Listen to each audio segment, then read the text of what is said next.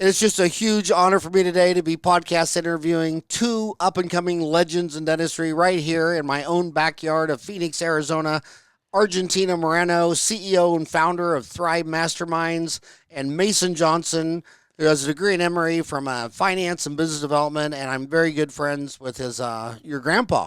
Yep. And Neil, and I love Neil. And he actually, long story behind it, but he actually saved Dettletown back in 1999. So basically, their website is thrivemasterminds.com, thrivemasterminds.com. And so basically, the reason I love these guys is because they're passionate about the owner operator model. And I was talking to them at lunch one day, and I told them, I said, I actually retired from podcasting, but I did like 1,600 shows. We did a daily show for like 7 years or something. But the reason I brought this show back is because I tell you this every time, every Monday, is that every email I get is the same thing. They're sad, they're depressed. It's young dentists only. They're 2 to 3 years out of school. They got $300,000 to $400,000 student loans. They're working at a DSO. They think they're treated unfairly. They're just not happy. They are not happy. Am I right? Absolutely. And so this is what you guys focus on. You guys focus on coaching young dentists, owner operators. So that it's not always coming from me. I want to hear from you two. Why are recent grads not happy? Well, I think that our industry is shifting. And even though the DSOs play a significant role in our community, we are finding that the owner-operator model is still something that we need to focus on. A lot of students are coming out of school debt with so much debt, and what we want to do is we want to make sure that they understand what their options are, that they understand that there's multiple business models that they can go into. So a lot of where my passion comes from is from being in dentistry for 18 years and really being able to see the transition in the space that we're in. So as I decided to put this business together, I really wanted to focus on empowering the owner-operator model, having a hyper focus on female owners, on female operators and their teams, so that we can help them understand that they can have a business plan and a personal plan. And they can maximize their career with fulfillment, with the right business and the right teams and the right cultures. So Thrive Masterminds is really just it's an organization where we really focus on helping the owner-operator model stay alive and stay vibrant. So it's www. Dot Thrive Masterminds. Thrive Masterminds. But they already learned all of this business stuff in dental school. So why would they need to talk to anybody else? I mean, that's all they talk about is business in dental school. So I've been telling them for years that all the CEOs of the DSOs, I've podcasted them, and they say they have no interest in the rural just because they can't get young doctors there. I mean, you graduate from dental school and you're a primate, you're looking for a mate. And you don't want to go to Eloy, Arizona, where you get to pick from 3 people. You want to go to Phoenix, where the valley's 4 million. So I always tell them if they just drive at least 2 hours away from ever a Southwest Airlines plane lands, they'll do fine out there in the rural. But a lot of them, they know that, but they want to go to the big city. And so half of them are going to the big city. And then when I tell them to go to the big city, then they don't want to open up their own business because they're competing with these major Aspen and Heartland and they're dominating the airwaves with ads and all that stuff. So what do you tell them? Do you tell them to go to the rural and be the only guy in town, or do you tell them to stay in the valley and compete against, I think there's 6 major DSOs right here in the valley. What do you tell them? Yeah, so I think a lot of people and I think it matters a lot more for the younger generation. You hear a lot of people talking about work-life balance and tying in the lifestyle that you want to live to the career that you're pursuing, right? And so just like you talked about, a lot of these dentists are coming out of school and they don't get very much education at all about running a business. They go work at a DSO, they see the pros and the cons, but then there can be a lot of fear and scarcity in jumping into something on your own, right? And I think that obviously you've done something amazing with Dentaltown, providing resources to younger dentists, people all across the life cycle, in their careers, but there's other resources out there to support them, to put together, like we talked about, that life plan along with the business plan, right? And so I think it's really important as we move into this next phase of, rapid technological advancement. The pandemic shook a lot of things up, caused, we're dealing with super high inflation and a lot of things are changing right now. But there's a lot of resources out there that can help you create the optimal practice that fits your idea and vision, right? So that's what we're here to do. That's what we're passionate about. And we're really excited to just dive deep into it today. So how come Argentina made the website? And where are you, Mason? Well, people say I have a radio face. A radio face? You have a face for radio? A face for radio. There you go. I heard somebody say that. Another thing that we're finding out, Howard, is empowering these young dentists with the confidence to step out on their own. Currently, we're helping 2 doctors transition into their own practice from working in group practices. And a lot of what we find is that there's fear, and the fear of going out there on their own. So what we like to do is we like to give them what they need to think about and help them put that model in place, help them look at the offices that they're going to buy, help them with the due diligence process so that they feel confident and ready to take that next step. That's a big, big piece of what Thrive Masterminds does. And my work-life balance, when I opened up my dental office, my hours were 7 to 7, 7 days a week for the first year, until Pastor Don Snyder of the Lutheran Church next door came over and told me that he was hearing all this feedback that I was open on the Sabbath. And I'm like, Don, you want my parking? He goes, well, I'd love to have your parking too. And I said, but anyway, my God, I think anyway, we started dropping babies, and so I cut back Sunday. But the work-life balance things, like I remember after the pandemic, local dentists here, they'd say, we got 2 dental schools in our backyard. They'd say, during the pandemic, I didn't even do a pulpotomy. And I said, well, you're lucky you called me, because my buddy has got a Medicaid clinic, and he, is swamped, and you could go in there and do pulpotomies all day long. I don't want to work on Saturdays, and I don't want to work that PPO. I called them down there, and they were only going to pay me. And it's like, well, you were paying the dental school $500,000. They taught you nothing. And then, so that, and then when I did open, while my office was being built, there was a guy that had Sunrise Dental, and it was open from 10 to 10, 7 days a week. So the first 4 months out of school, I worked there. And I told him, I said, I'm open my office. He goes, I don't care. He had 4 locations. Like, I don't care. And, oh my gosh, I met like Nick Gidwani, all these older dentists that were, a couple years older than me. And I did my requirements in dental school like every week. It was insane. And then when I did that, but I tell them just to work hard. Do you think these well, they're not even millennials coming out now. Are they millennials, or are they? I think so, especially the ones that are like 3 to 4 years post graduation. So do they have the same work ethic as like me? I think that's part of the coaching that we go through them, right? Is letting them know that now you're an owner. So now you have to wear multiple hats. You have to wear the investor hat. You have to wear the HR hat. You have to wear the leadership hat. You have to be a clinician. And so understanding that when you go into your own practice and you're building out that business, you're never going to work harder than those first 12 months. And you have to be dedicated. You have to understand that the work that you put in, the marketing that you put in, the way that you choose to put that business plan is going to really dictate your career. So a lot of the coaching and how we connect with them is making sure that they have the systems in place, but that they understand that this isn't a 9-to-5 job anymore. Being a small business owner, it is a completely different ballgame. So making sure that they're equipped with the right skill sets, that they're looking at things from more than just a clinician standpoint is incredibly important for us to coach and mentor them through that. Leadership, right? Developing those leadership styles, communication styles, so that they can lead their culture and develop the right culture in those offices is incredibly important. That goes back to that work ethic. It just doesn't end 9 to 5. You don't get to just clock out and walk out like when you were an associate. You have to understand that this is your baby, and what you put in is what you're going to get out. It reminds me of the joke. There's a big old party at this really rich guy's house, and he comes out there with the drinks, and he orders a truck to back up, and it dumps a whole bunch of sharks into a swimming pool. And he says the first guy that jumps in the pool and swims all the way across is going to win $1 million.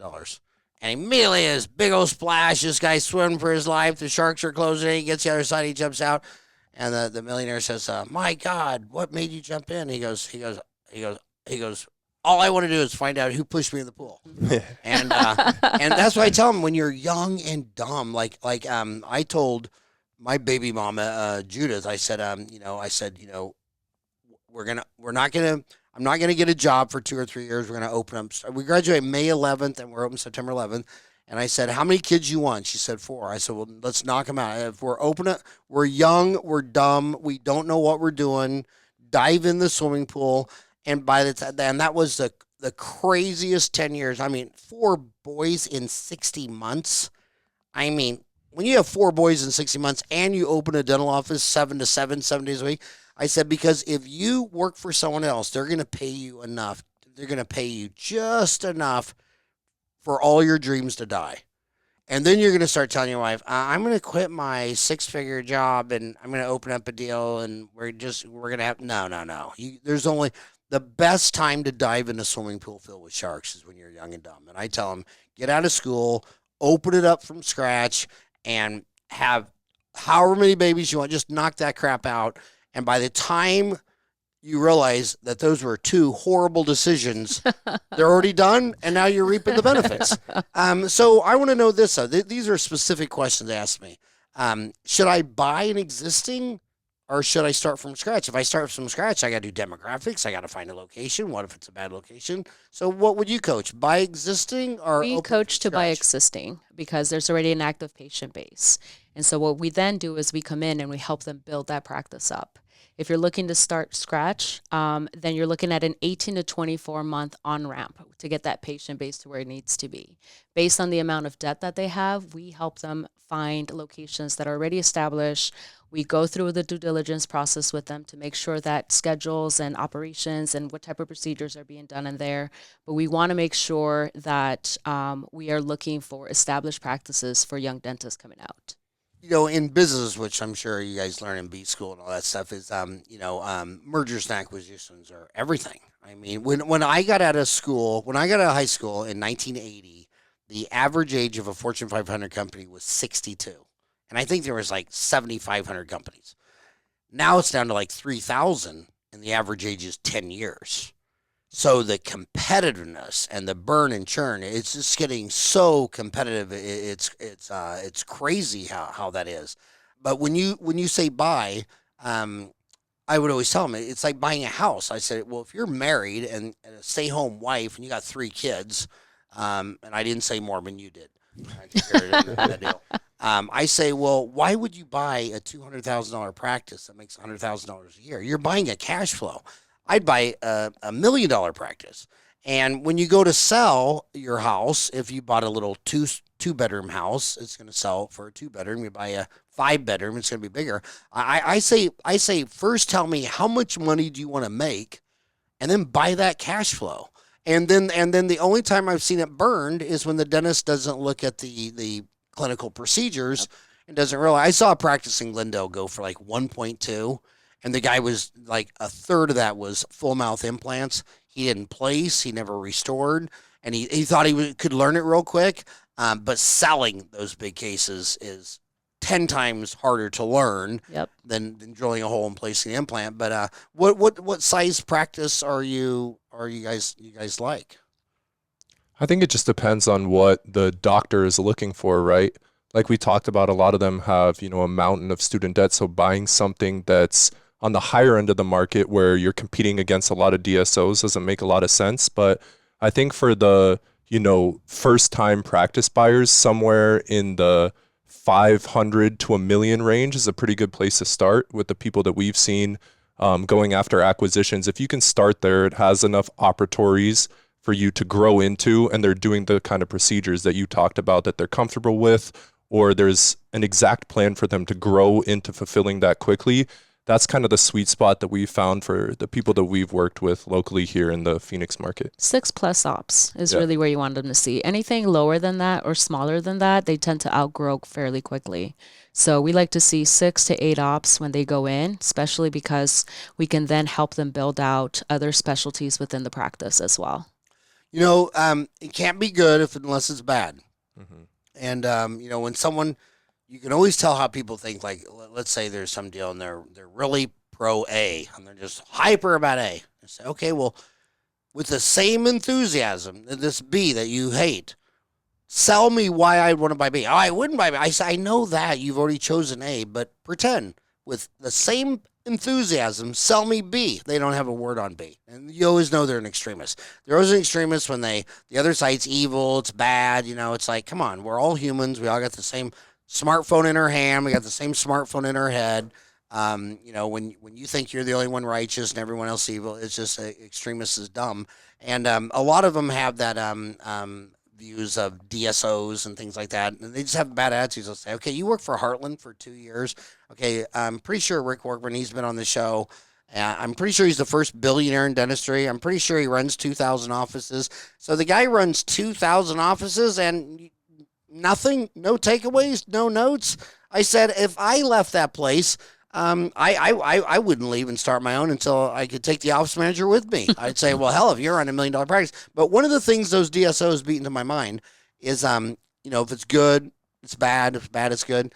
Is that, you say 6 operatories or 4 operatories or 1 dentist or whatever. You can't cover as many hours, so it's bad. But they say they have no HR problems in a 1 doctor practice. I mean, very minimal. But once they get 2 or 3 or 4 doctors, then the staff starts saying, well, Dr. Argentina, she does it this way, and Dr. Mason does it this, and I'll never forget there was this new DSO out in Oregon with Danny C, just an amazing dentist out there, and we spent the day driving around Kaiser Permanente's offices in Portland. This is 30 years ago, and the first office we went to was 6, lovely. Second one was 9, and you could tell there's a little tension. Next one was like 13. By the time we got to the big one, I don't know how many chairs had, like 40 or 50. They had a complaint department. Oh, yeah. And there was this lady beating on it. Where's my denture? Where's my denture? They lie. And I just thought, oh my God. So, my book was People, Time, and Money, Uncomplicate Business, People, Time, Money. When dentists tell me, I say, what's your biggest problem? They say, well, I still don't know if I should do bulk fill or incremental composite. I'm like, wow, okay, you're still in kindergarten. Because once you learn all the technical stuff, the people are the most complex thing on earth. I mean, HR, you got to be a magician. I mean, primates are batshit crazy. And you expect them to be crazy. I mean, you would look at a bunch of raccoons and say, well, why do they do that? Because they're raccoons. And then the horses are doing this. Well, why do they get out of the fence? Because they're horses. Okay, I mean, animals do their thing, and humans are the most intelligent thing we found in the universe. I mean, so do you recommend 1 doctor, or do you recommend 2? Because if you say 2 to cover more hours, then you get to utilize your fixed assets more, your rent, mortgage, and all that kind of stuff. But hell, half of marriages fail, and they're based on sex and some more sex. And now you're married to a dentist where you have no sex.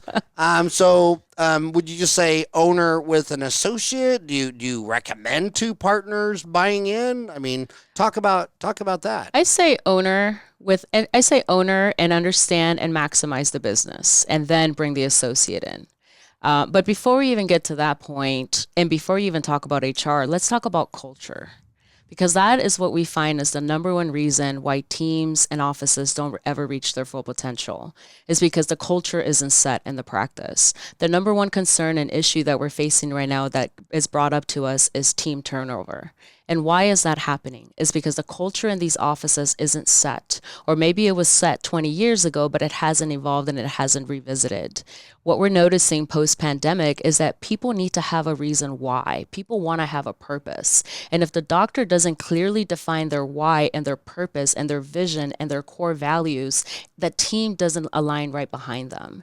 And so for us, we want to start at the bare basics. We want to make sure that we are developing that crucial piece of the business and or redefining it if it hasn't been visited in a while. Because team turnover starts with the culture, and it starts with the leaders at the top.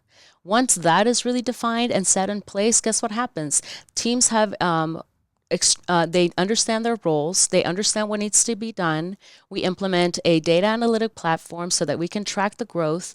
And then the doctor can then say a year or 2 later after owning, okay, I'm ready to bring an associate. I'm ready to expand hours, or I want to bring an associate that maybe is placing implants if the doctor isn't placing implants, right?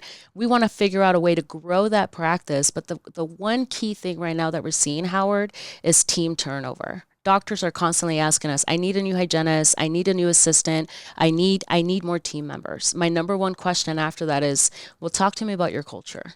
Well, what's going on in the DSO cultures? Because what is the finder's fee if you bring a dentist to sign on at a DSO? I mean, I think it depends on every DSO and what they Well, put out what there. are you hearing? I mean, 10%, 10% of what? whatever the deal is. Of their first year salary, or I think so. yeah, I've been hearing a lot of $5,000. It's like, okay, well, if your average doctor only stays a year, I mean, imagine you're the owner of Walgreens, and you say, well, our average pharmacist only stays a year. People would say, are you out of your mind? I thought you were a pharmacy, and so if they're paying $5,000 for a finder's fee for a new dentist, and he's only staying a year. I mean, what are you hearing at DSO? Why do they quit? Why do they? Or first of all, do you think DSOs have a dentist turnover problem? I think that is the big problem with DSOs, right? Is the constant turnover of the associates. Again, back to culture, back to the basics. Are they taking care of the people? And a lot of these associates understand that there's a better and different way of doing it. So that's why they tend to spend the first 2-3 years out of school at the DSO, sharpening up some of their skills, understanding what that culture is, and then they go elsewhere looking for it. What we do is we advise the owner operator to focus on that first. Turnover with any team has to do because somebody doesn't feel that there's trust, that they can come and speak to management openly about conflict. Right? We want to make sure that team members feel secure within that practice. And if team members don't have that safety and security and support, people tend to leave. So whether you're a DSO or whether you're a private practice, your culture is the number one thing that you have to address. And you have to make sure that it's up to date, and you have to make sure that it's people focused, because if you take care of the people, the numbers always come. But the problem is that sometimes when you start bringing private equity money into the business model, it then turns into more of a numbers game, right? And that's where a lot of people, you tend to lose a lot of that culture that's so important in dentistry. Yeah, and one of the things I tell the dentists, like, they for decades they'll call me up and they'll say this is a problem. I say, okay, so the longest anyone's worked in your practice, you got Shelly from day one. She's your girl up front. She's been there 20 years, and no assistant or hygienist has stayed more than 2 years. Gosh, I think either you or Shelley is Frankenstein. Okay, so and then the other thing I tell dentists is that if it's just all turnover, it's like your limits on oral surgery and implants. I mean, even if you place implants, you're not going to do it all on 4. I mean, your limits that you're not going to do. Well, if you suck in HR, just don't do it. I didn't like HR because, I just didn't like it. And I think the reason that I've kept so many people 20 to 30 years is because I hired Lori, and I said, well, you do it.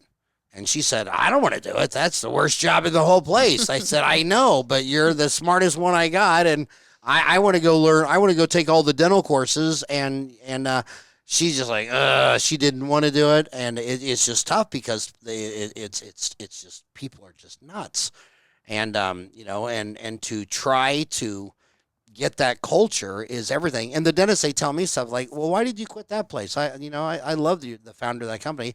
You know what? I was finally, I had a molar endo, and it was my first molar endo, and I've been working there for a month, and we refer them all out, and I was going to do it, and then my assistant called in sick, and they sent a temp. Mm-hmm. I couldn't pick out of a police lineup. I hear that all the time. Mm-hmm.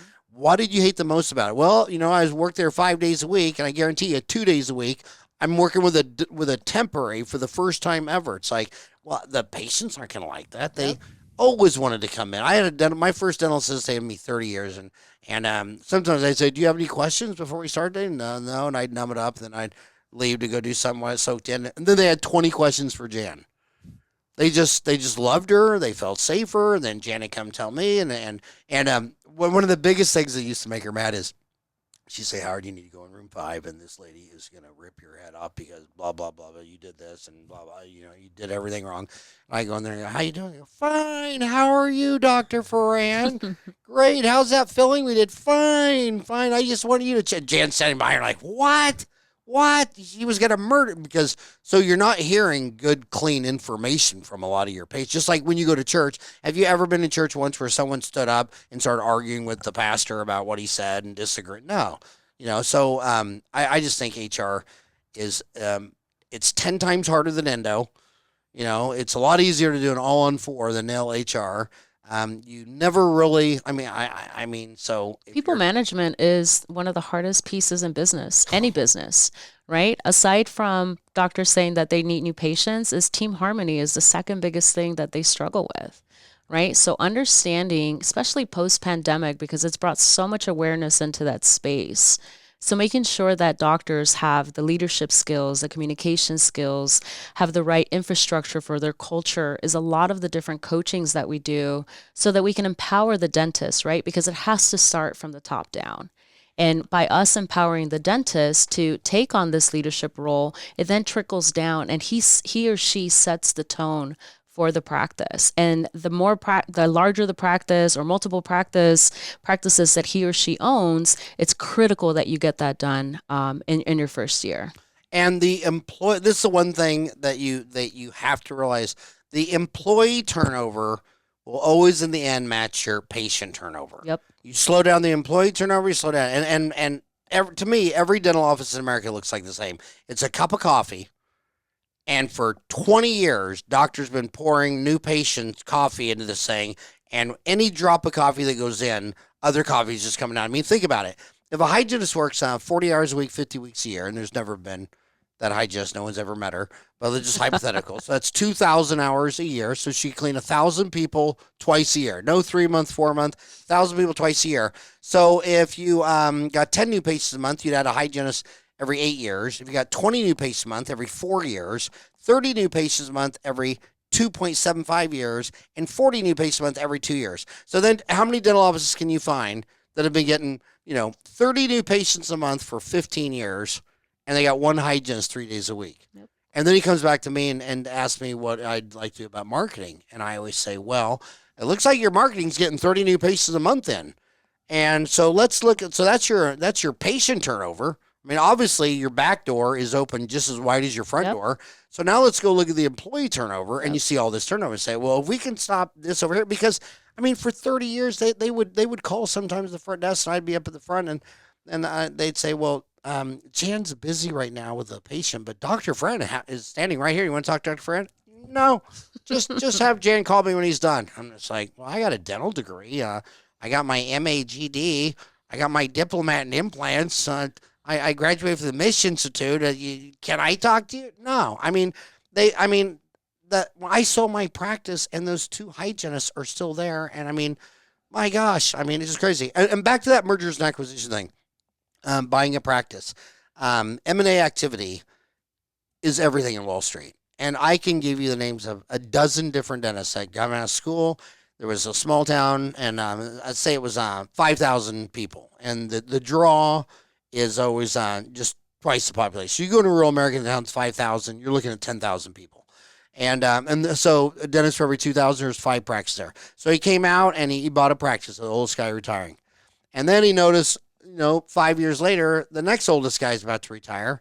And he said, well, I don't want him to sell that to some young guy with vision and energy and debt and motivated. So he bought that and then had him come work a day or two a week. And that dentist would say, oh, I'll work a day a week for 3 months. I'm going to retire. They never want to retire. I mean, you get bored of sitting at home. And the wife always tells him, you should go work more. Get the hell out of the house. Yeah. And by the time he was 50, he'd already bought all 5 dental offices in a town of 5,000. And basically, he's the only dental office. And I mean, just monsters from M&A activity, mergers and acquisitions. And you buy it, and you get the dentist to come with it. I mean, it just M&A activities, everything. But you don't see that much in dentistry like you do in the stock market. But so what do you think are the main reasons of gone wrong culture where you have the staff turnover to where he's gotten 30 new patients a month and should have added a hygienist every 2.75 years, and he's still got one hygienist 20 years later? What do you think is the main problems in culture? Yeah, I think like Argentina said, it starts with the leadership of the doctor at the top, right? They're very good. They have their clinical skills buttoned up, and all of a sudden you're managing, if you're stepping into it the first time, a team of 10 people, right? So making sure that as you're going into that, you develop your core values that you're going to build your practice and your career off of, tied into the standard of care that you want to deliver to your patients, as well as the patient experience you want to create, right? So having the clarity about that and then putting the right team around that vision is so important, right? And bringing awareness to that fact, that's the bedrock of everything else that you're going to put on top of your business, right? Just like you talked about, you can't be going and getting 30 new patients a month, spending all this money on marketing if it's just leaking out on the backside because you have staff that's always turning over and those patients aren't having a good experience, right? So making sure that if you're a new dentist and you're stepping into this for the first time, or you're a doctor that's been practicing for 20 years and you're having these problems, it's got to start with you looking in the mirror and looking at, hey, what am I communicating to my team every day that I show up? Is it clear? Is it clear? Yeah, go ahead. Is it a clear vision? Is my team lining up behind me? Right? Because if I'm going to spend the money on marketing and all of this, do I have leaky buckets in my systems? Are my operational systems in place? Are we maximizing all of the opportunity in the practice already? Because oftentimes dentists feel like they need new patients, but the reality is we need to focus on patient retention. What is that new patient experience? Is your team aligned with that, right? And so that's a lot of what the type of coachings that we like to do with clinicians, so that we can take them to a level where it's not just clinical, it's really about the culture, it's really about the team, their vision, and making sure that they're communicating that very clearly to the team so that the team can get behind them on it. Yeah. So and my last piece, is never hire for the resume. This is one thing I tell people all the time. Don't hire somebody that's been in dentistry for 20 years. If their attitude doesn't align with your core values, if their vision doesn't tie to your vision, then that is not the right person for your team. There's a thing called having a team or having the right team. And part of that starts with what Mason said, is looking inside first. Who are you? What type of practice do you want to build? What kind of culture do you want to develop? And then looking at, when your candidates come in, if you have that clear vision and that clear alignment with your core values, share that with that person across the table with you. And if there is buying there, you know that that person is going to align with you. Is that person coachable? Stop hiring people just for the resume, because you know what? Oftentimes you hire the wrong person that's actually going to kill the culture just because they've been in dentistry for 15 years. Right? We want to make sure that you're hiring because they align, they believe in your vision, they align with your core values, and they want to help you deliver whatever mission you're on. So I grew up with 5 sisters, and I was allowed, the Arkansas River was 100 feet from our house. I was able to swim in it all day long, but my mom, wouldn't let my sisters get 10 feet of the edge. She put me in jeans and iron patches on the outside, and they got in trouble if they soiled their dress. There were negatives though.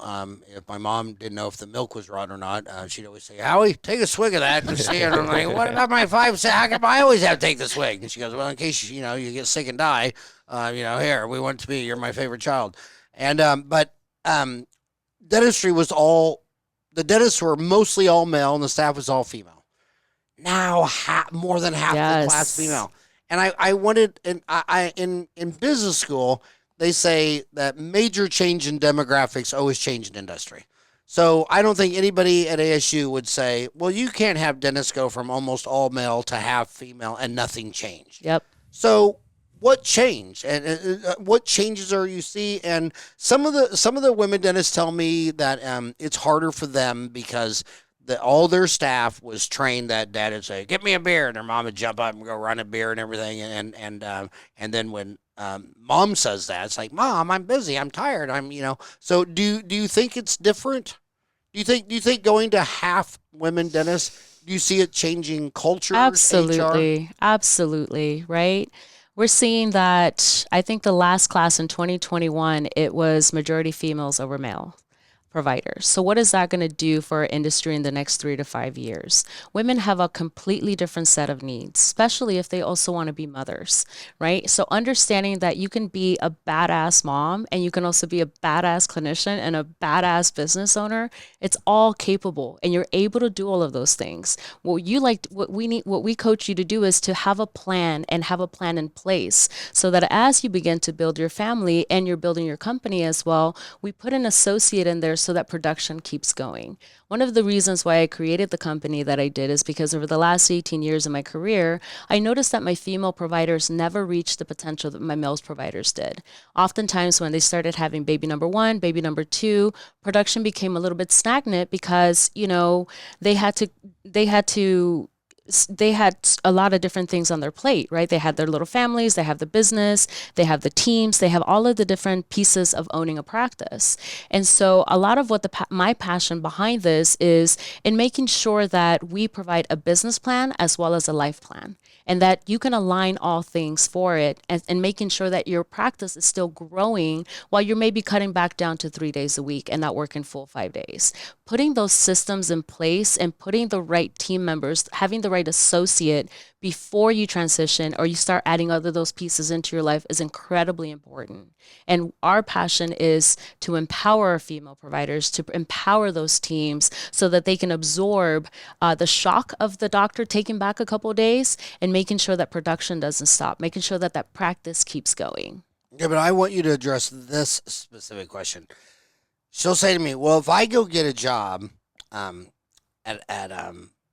Pacific, because she's out of school, she has a child, and she's already divorced, so she's been working. She's got a 2-year-old child. She's a single parent. She goes, if I go work for Steve Thorne, I can just do the 8 to 5, and then I can walk away, have nothing on my mind, and just go and completely dedicate evenings, weekends to raising my child."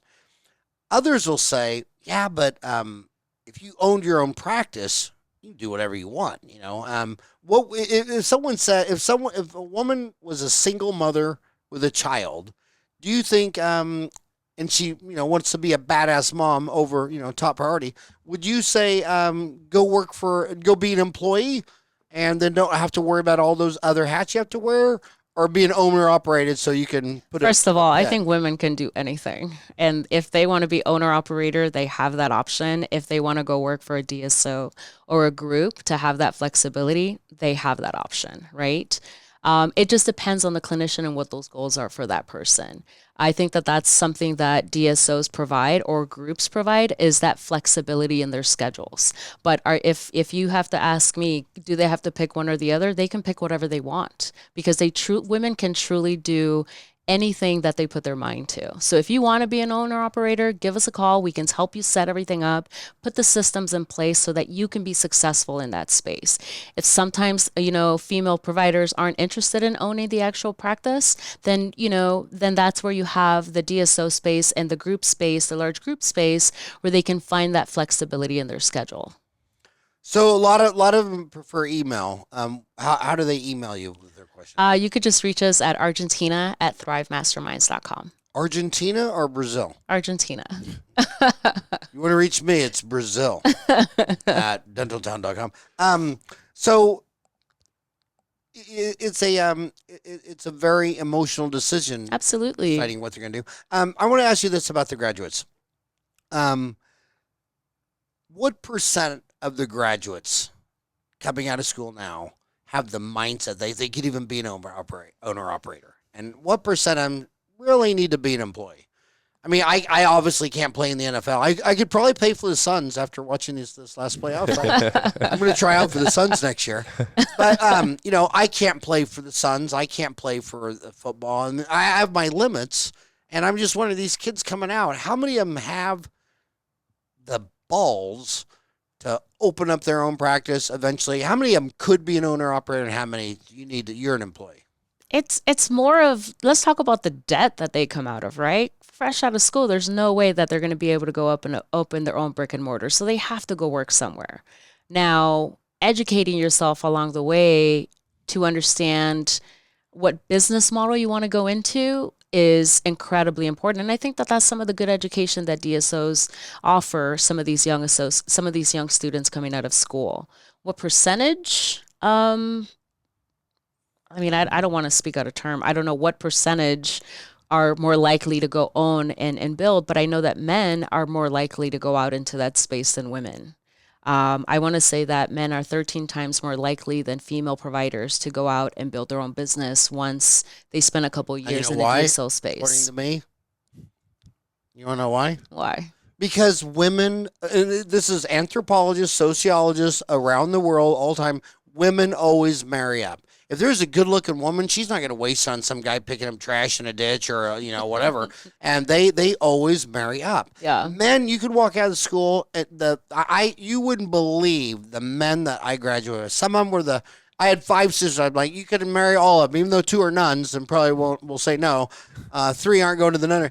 Just amazing guys, and they would marry the hottest thing they found at the Waffle House. I mean, they would just see, they're so visually impaired. They'd see some girl and it's like, okay, but we need to talk, okay? And the women in our class, oh my God, every woman dentist I know, their husband has a college degree, has a job, makes 60, 70, 100,000. Women dentists, they always marry oral surgeons, orthodontists, bankers, lawyers, whatever.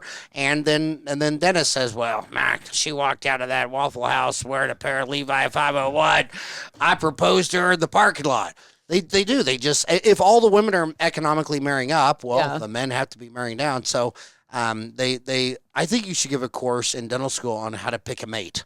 And I would just go, I've been telling these guys for 20 years. I look at all the girls that graduated in my class. Every one of them would have been a perfect wife. I don't know one of them that wouldn't have been a great wife, a great mom. They were just classy as ladies. I say, that girl, there's a girl in your class who someday is going to be making $300,000 a year. Okay. Yeah, marry that one. And then they'll go to a bar, they'll be drinking, they'll start kissing some girl, and so that, are you going to marry with your brain? Women, I think, they're visually active too, but they realize that looks fade, and their incomes just get bigger and bigger and bigger. I mean, I think, because some people say, well, I don't want to marry Sheila because we both have $500,000 in student loans. If we get married, we'll be $1 million in debt. Yeah, well, there's 2 of you. There's 2 of you. You're still back to, so what do you think of that? I mean, again, I think that we have much more than just a career, right? We have to also think about starting our own families and being able to split our times between your career and starting your family. So I think that women naturally just have a lot more on their plates. Naturally, women also have to take care perhaps of an elderly family member. Or, for women, it doesn't stop as soon as the practice closes, right? Then they have to go home and become and go into that parent role, into that caretaker role, and making sure that the home is also balanced. So I think that, women just naturally, we have a lot more on our plate than men do. And so that's a lot of the reason why I want to make sure that female providers understand that you can do everything. We just have to make sure that we have a game plan. We have to make sure that we're looking at things very objectively, and that we have to make sure that your practice is ready for any transition and not being so reactive, but being proactive and putting that business model in place before you decide to start having kids, before you decide to start adding different pieces into your life. My heart goes out to all of the female providers out there because it's hard. It's hard to be a female. It's hard to start a family, also be a business owner, and then be an HR, be a leader. There's so much that goes on. So I'm so damn old, I can't believe I lived long enough to see inflation back. I was born in 1962, and in the 1970s, my dad started opening Sonic drive-ins. Well, me and John Lees, who both went from 7th grade to the end of dental school together, our job on Sunday is Sonic has 20 stalls. We'd have to go out there and scrape all the prices off and raise a hamburger from $1 to $1.05, and French fries from 25 to 30. I mean, it was just every week we were raising prices. And then Alan Greenspan, or Paul Volcker comes in from the Federal Reserve and New York Fed, and I mean, he slams interest rates at 20.5%, shut down the whole, got rid of inflation, and now it's back. And these dentists are their inflation, their costs are going up, but their fee schedule from the insurance is flat. But here's what I never understood about PPOs. If you started Acme, Arizona PPO, and you set ridiculously low fees, and you mail it to every dentist in town, I mean, half of them would sign up for it without even reading it. Yep. And then you go back to them and say, hey, I got an idea, buddy. Why don't you keep your fees where they're at and spend 5% of revenue on marketing? Hell no. It's a lot easier just to have your fee whacked 35%. I'm like, I don't think so. It's all margin. But the Yep. thing is, they don't know their numbers. They never know their numbers. I was reading a deal on the founder of Firestone the other day, and he says it's all about culture, integrity, honesty, and trust with your employees and customers. And then on the business side, it's just you have to know all your numbers. You have Absolutely. to know they don't know their numbers. But just answer that question: which is smarter to spend? Because when I came out of school, there was no advertising. If you did it, you were looked down upon.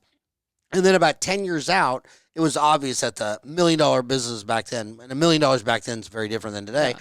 They were spending about 3% on advertising.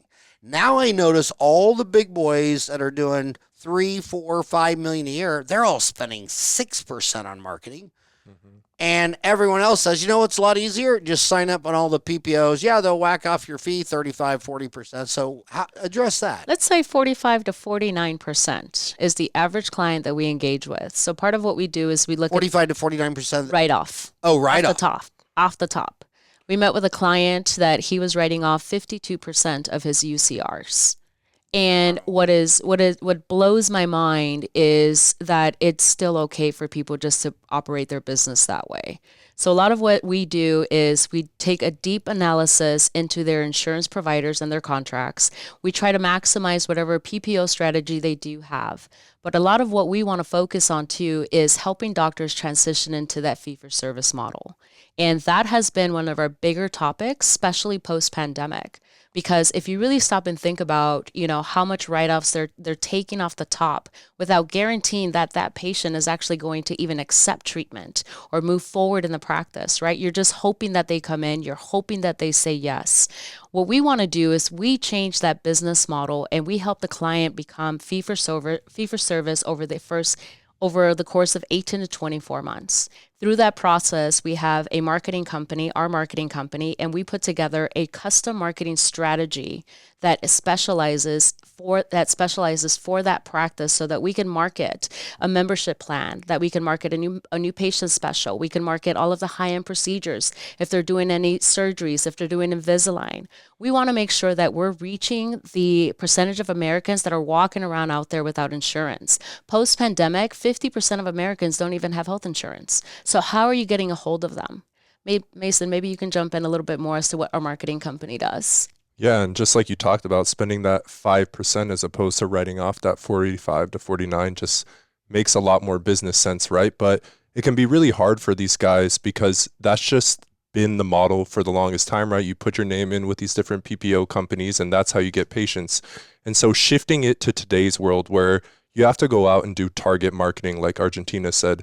So what you got to do is set up your systems on the Google and Facebook advertising systems and tailor your marketing campaigns to the types of procedures, the practice, and just like we talked about before, the patient experience that you want to deliver. So I think it's really important in today's world and going forward in the future that people put out onto the internet on all these different channels exactly who they are and where they want to go, right? Because just like you talked about, if you want to move into Arizona, there's 7,000 dentists here. You're going to have to differentiate yourself and compete with them. So it's really important to establish who you are digitally, and to do that right with the right marketing strategy is how we see people setting up themselves for long-term success. One of the things that doctors say to us all the time, well, the reason I didn't do any marketing is because it's like throwing a bunch of money out into a dark hole and I never know where it's going. What our marketing dashboard does is it gives the client analytics so that they understand what they're paying per click. We take a very progressive approach instead of a reactive approach where we're constantly checking those campaigns on a weekly basis instead of waiting 6 months to see if they're working or not, right? We want to take a pulse. We want to show the doctor and educate the team how to make sure that we're having conversions. And that's a lot of what our business development specialists do. So we don't just have a marketing company and we deploy a dashboard. We actually send a business development specialist to work with the team, to coach the team on how to answer the phone, to work on the conversions, to work on case acceptance, because it's not just putting a marketing strategy in place. It's not just dropping PPOs. truly what it is putting a whole new business model so that the owner operator model can stay alive and vibrant for years to come. So our whole solution is a complete solution where we look at the PPO strategy, we help them become fee for service if they're ready to go down that path, or we maximize their PPO contracts. Then we look at the marketing piece and we put a custom marketing campaign and system in their practice with a dashboard that tracks every analytic, it tracks every campaign, it tracks everything that's coming into the practice from every different campaign that the doctor sets up. And then we have the business development specialists that come into the practice once a week for the first 90 days to ensure that the program is set, to answer any of the questions, to coach the team so that the team can make sure that we're converting the leads that the doctor's spending money on. There's nothing worse than somebody spending money at the top and nothing happening at the bottom, or the person that's answering the phone doesn't even understand what marketing is happening or how to convert that patient that they're calling to get them to schedule in the books. So what we like to do is we like to take a very hands-on approach, a very personal approach, because in my past life, nothing was worse than selling a doctor a solution and then having no support.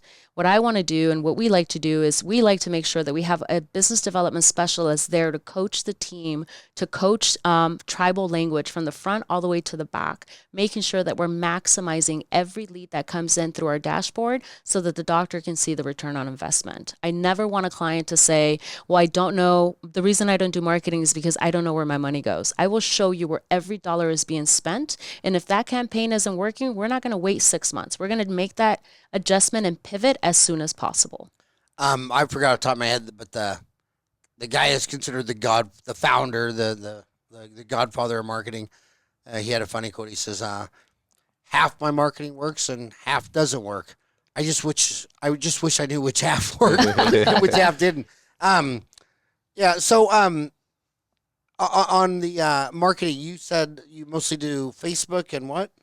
We do Google and Facebook on those two systems, and there's some other ones, but those. And that's funny because that's an age deal. Because you two are young and I'm old, and it's funny because I'm still a big fan of direct mail. But are you not anymore, or is that Yeah, I think so.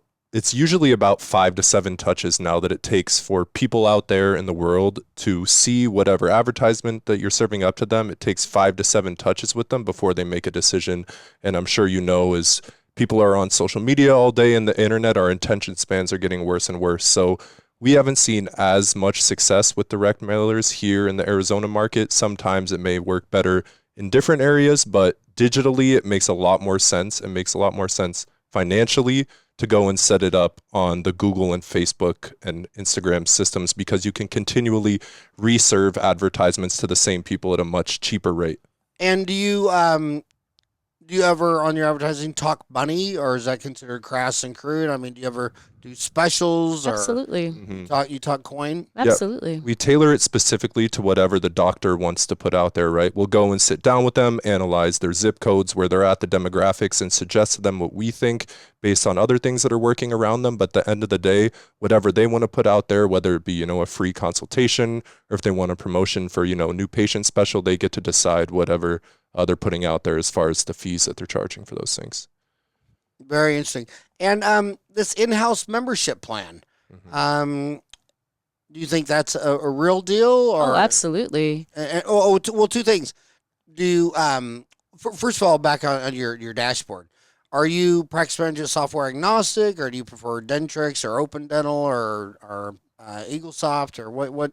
Yeah, those three are all great. I mean, some of the older antiquated ones have a hard time integrating with our technology that we have, and we also use a data analytics dashboard. So Dentrix and Open Dental are great for integrating into that. But if she just wanted to buy one, she would hold your feet to the fire and say, pick one. Open Dental. Yeah. Open Dental. You want an open architecture, especially in today's world and how fast technology advances. You want to have the flexibility and autonomy to pick whatever technology you want to incorporate, and Open Dental is a great software for that. Okay, what about the in-house membership plan? Is there a company you like more, or do you We run that for them as well. You do it yourself? Absolutely. And the reason for that is because we want to make sure that we're attracting those fee-for-service patients. And if we're not letting them know that you have a plan that can help them with their dental needs, that's kind of where that break happens. A lot of times when we start working with the client, Normally, their membership plan just sits at the front collecting dust. What we like to do is we put a whole campaign around that because we want to let the zip codes around them know that we have a membership plan, that we want to invite them to the practice. We want to let them know that we have something that can help them with the expense of that. And or when we're transitioning a client from, let's say, a certain PPO plan, we first take a deep dive into that plan. We see what percentage of patients are in that plan from the practice. From those patients, what percentage of those patients are actually accepting treatment? And then we start to go through that process of either dropping the insurance plan and then offsetting it with the membership plan and communicating that with the patient. Okay, so the business of the dental office does everything right. They get a good location, they get a good staff, they do the marketing, everything's right. And then the dentist case presentation. I mean, you should have had Elmo do it. I mean, it's just. I mean, I see dentists. They walk in the room and like you're the patient. They just walk in the room and look at the X-ray and say and start talking to the assistant. There's a DO on 3, MO on 4, MO on 5. And then when I see the big boys, case presentation is as serious as learning endo. Absolutely. So you got this introvert, shy kid, or if they were extrovert, they would have got into business or sales. And if you're good in sales, I always tell people, why the hell would you go in dentistry? You should sell jets. The first time I met Omar Reed, I was like 27, and I was in his office, and I said, "Do you think it's kind of dumb that you're a dentist? I mean, why don't you go work for Learjet? I mean, why are you presenting a third? I mean, you're all showing off that you can sell $50,000 treatment plans. Well, start working on $5 million jets. I mean, this is like a waste of time for you because he was tall, handsome. He was so suave. I mean, he was just the best. And he was the first casualty of the pandemic. Whenever I think of that pandemic, he was the first casualty. Wow. And I feel so bad because I was so scared I didn't go to his funeral. Wow. And people like, really? You're not going to go to his funeral? I was like, people, that's Omar Reed, man. People are flying in. I'm shocked that they even had a funeral. Back then, it was like all funerals were virtual. Oh, my God. People were flying in from countries you couldn't find on a map. And it's like, yeah, that's probably not very smart to go to that gathering during a pandemic. But how can you, in fact, I want to end on that. I can't believe it would have been an hour. But, my God, if they just, they have to, it's like 3 people have to call the office before they can close one to get a butt in a chair. And then 3 people got to sit in the chair and are told they 3 people need a crown before one accepts. So you got to get 6 people just so that one gets treatment. I'm like, okay, fix that funnel. Okay, let's go up to the front. How come, how come some people can close 2 out of 3? I guarantee you, I believe people are so complex and multi, everything going on that it's insane to think you can close 100%. But in my decades doing that, I think the average is closing 1 out of 3, and I think you can close 2 out of 3. So if you just fix that, you doubled your practice. Absolutely. And then if you got to tell 3 people they need a crown and only 1 accepts, I guarantee you 1 will never accept. 1 will probably go home and floss with, butter and Cheez-Its. But if only 1 out of 3 accepts treatment, you can make that 2 or 3. I think you can double your practice twice. I think you can go from getting 1 out of 3 to close and put a butt in a chair and to 2. And I think you can get from 1 person accept to 2 because I've seen some of the masters. And the masters, they're not even happy with 2 out of 3. And they're like, are you serious? Mason walked out. He didn't. They're like heartbroken. And so talk case acceptance. Let's talk confidence, because that's where it starts. If the doctor walks into the operatory and the doctor is not confident about that procedure, the patient's going to read that, right?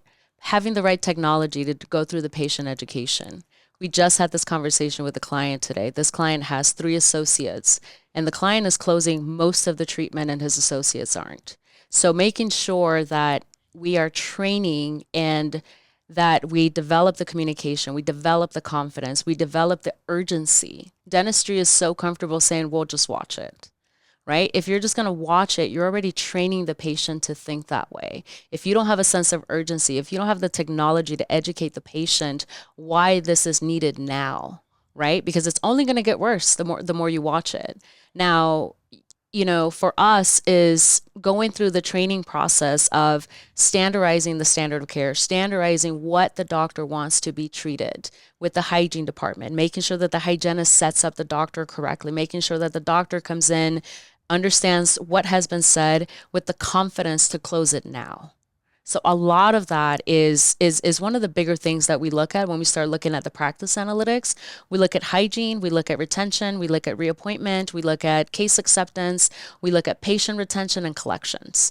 And case acceptance, I find that the doctors that have the highest case acceptance are the ones that are confident, that walk in and have this very authentic and caring demeanor about them, the ones that spend the time with the patient, educating the patient, and the ones that make sure that they have a sense of urgency to get this done, because it's only going to get worse down the line. So my first business consultant was your grandpa. He set up all my Excel spreadsheets. I don't even know if you guys use Excel. Is that even a thing in your generation, Excel?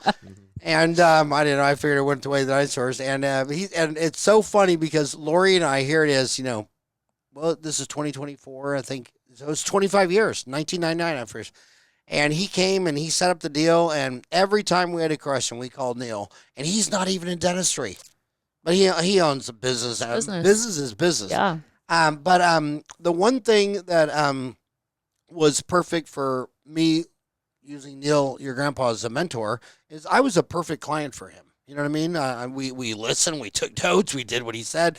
But who's a perfect client for you? Who's out there listening that should go to thrivemasterminds.com and email and by the way, I didn't get a dime for this. I mean, she hasn't paid me a nickel. Neil paid me for it. And no, I'm just kidding. and email Argentina at thrivemasterminds.com. What's your email? Mason at thrivemasterminds. Mason at thrivemasterminds.com. And so who would your perfect client be? My ideal client is a client that connects with my core values, right? A client that understands who I am as a human being and what my company is going to bring to the table. A client that is ready to be vulnerable, to fully open up to us, to let us in, and to let us understand who they are as a person and who they are as a business owner. My ideal client is somebody that is ready for growth. My ideal client is somebody that has a strong office manager with them, because our program is robust and we want to make sure that that doctor has a champion partner in that practice, as well as the business development specialist that we're going to put in there. My ideal client is anybody that is feeling uneasy about the future. My ideal client is somebody that wants to think about an exit strategy, or somebody that is ready to get re-engaged and reignited in our industry. Every client is very different, but for me, I will say no to clients that don't align with my vision, who I am and what I'm doing, and more importantly, with my core values. Because just like it's important for their culture, it's also important for me to protect the team and to make sure that I'm bringing like-minded clients that are ready for growth and that are ready to step into a very challenging world that dentistry is evolving post-pandemic. I want to talk to any client that is ready to think outside of that box that they've lived in for so long, that are ready to step into that next phase. And what about geography? Because we got dentists from all over the world watching this show. Are you mostly Arizona or South? What is your? We're your Arizona right now, but we are open to doing remote coaching and remote training all throughout the U.S. If it's in Australia or other places, we may have to check time zones because it might be a little different. But I am open to having a business discovery meeting with anybody that is ready to connect at that level. Well, I'm very excited about you guys because you speak my love language, owner operator. Yes. I mean, it's like, really, you went to 8 years of college to be somebody's bitch? Really? I never saw that coming. I thought, in fact, the reason I picked dentistry is, probably because my next door neighbor, Kenny Anderson, valedictorian, Creighton Dental School. I mean, I go to work with my dad at Sonic and we make cheeseburgers and hot dogs. And then I go to Kenny Anderson and, it was root canals. And, we didn't have technology back then, no smartphones or computers. And, at Sonic, the technology was a grill and a fry later. And you go to Kenny's, had an x-ray machine. And then you go to Sonic, all the staff were teenagers, the teenage girls, and if you needed 3 car hops on a Friday night, you had to schedule at least 6. And because half wouldn't show up. Then you go in a dental office, and they were older, more mature. And when you went in the dark room with them to develop that X-ray by hand, your heart would stop. And I just thought everything about dentistry was cool. I wanted their older assistants, not the teenagers. I wanted the technology, the X-ray machine. It was just an unbelievable fit. But I'll tell you one thing. My dad always said, never bet against yourself, never bet against your family, and never bet against the United States of America. You're going to lose every single time. And I know that there's been so many cycles in dentistry. When I got out, the bad guy was HMOs, and then it was PPOs, and now it's DSOs. There's always a bad guy. But you know what? The patient, lots of people will go to DSOs, and they come into today's dental, and they'd say, well, I went in there, and the dentist said that I had 5 fillings. So I scheduled to have the 3 on the right side, and I went back, and he didn't even work there anymore. So then they sent in this other person, and he did 3 on the right side. Then I went in there, and anyway, just craziest. And a lot of the big boys in Phoenix say if there was an intersection where there's 4 major DSOs on the corners, they'd want to be practice right in the middle of the intersection, just getting their second opinions and just getting their revolving door that everybody has. But I don't care what transition dentistry is. At the end of the day, dentistry starts when I pull out a coin and I give you a coin to fix my tooth.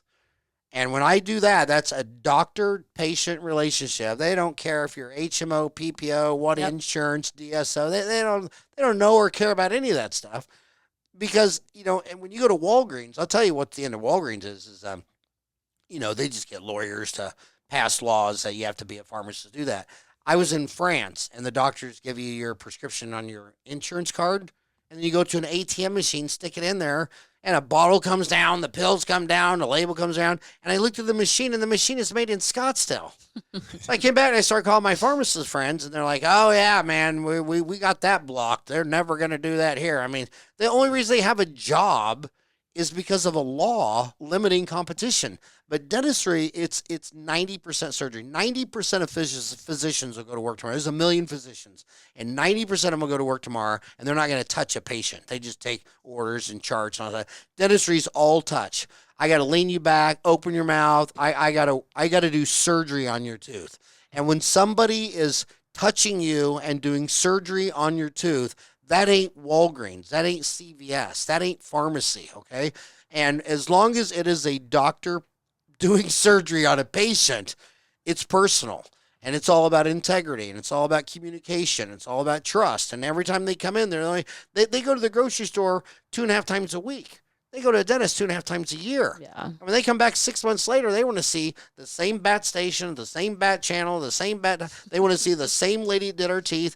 And these temps is part of I think the DSO's worst part of the culture. They have all these temps coming in and out. You walk in that place, you just don't feel connected. Mm-hmm. So small office, owner operated. You want to go where everybody knows your name. Lots of this. Lots of that. And if you just focus on the patient and integrity, and they trust you, and you don't hurt them, I mean, it's not rocket science. And you got consultants that can walk you all the way through this. So good luck to you. I know you guys will win in the end. I don't know if it'll take 100 years, 1,000 years, or whatever, but you're never going to go to McDentals and have a bunch of associates on a treadmill working for some deal. Because, again, you could do that selling Cokes and drinks and cheeseburgers and hamburgers, but you can't do that when a doctor is cutting into you and doing surgery. It starts to get personal at that point. But thank you so much for coming on the show. It was an honor to podcast you both. Please tell Neil I said hi. Absolutely. And, thanks a lot.